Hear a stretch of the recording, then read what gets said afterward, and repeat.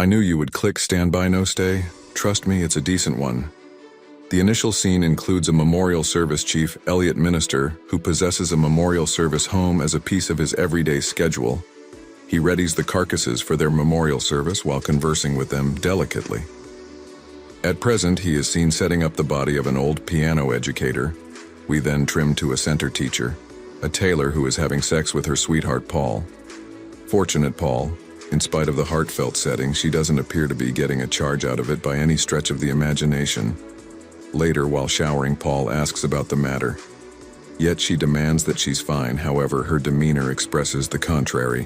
Following this, Anna heeds to work where she finds two major children harassing her little understudy, Jack. She reproves them and promptly battles them. Not entirely okay after work, Anna is leaving school when the lights begin gleaming in the passage. Frightened, she wildly runs towards the exit, yet finds the entryway locked in the midst of this extraordinary second. Jack shows up and mysteriously opens the entryway with no issue that night. Anna goes to the memorial service of her previous piano instructor at Elliot's place. As she moves toward the dead body, she sees it moving its mouth. "Have you been rehearsing your scales?" surprising her briefly.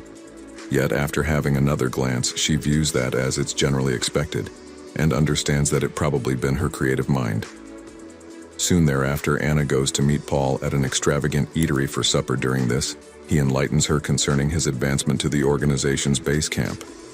So he needs to move to Chicago.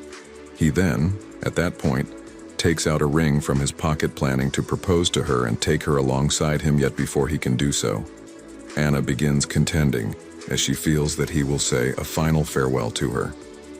Paul attempts to make sense of reality, yet she stomps off without listening.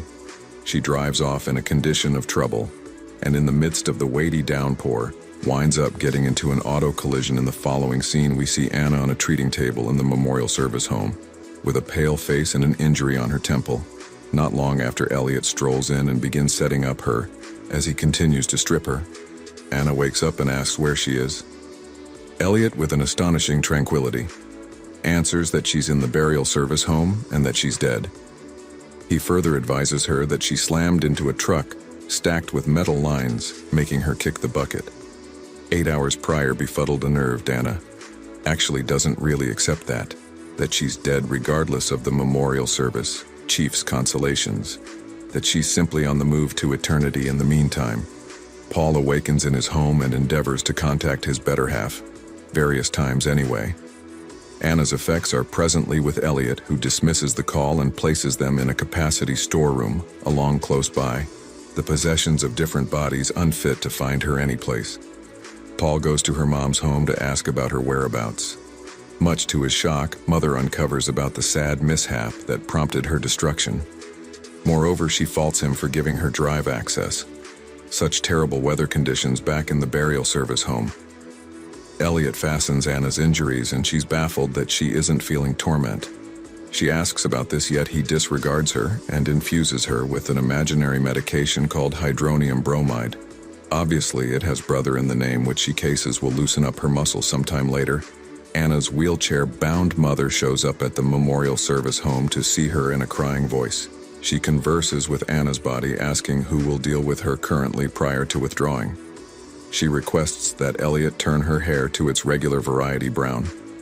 Later on, Anna awakens to find herself alone in the room. She marshals up sufficient strength and sits in an upstanding position. She then approaches the landline telephone, yet it isn't working. All at once, Paul appears in the burial service home and demands Elliot let him see his sweetheart.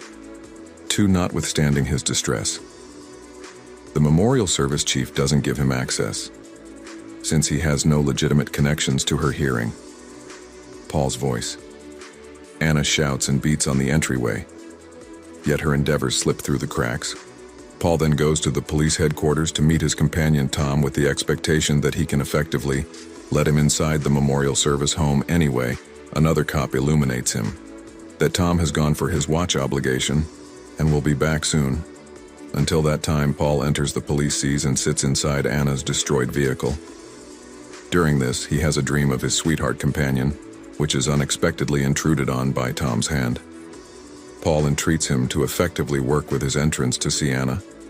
Yet the stepping stool is vulnerable in such manner.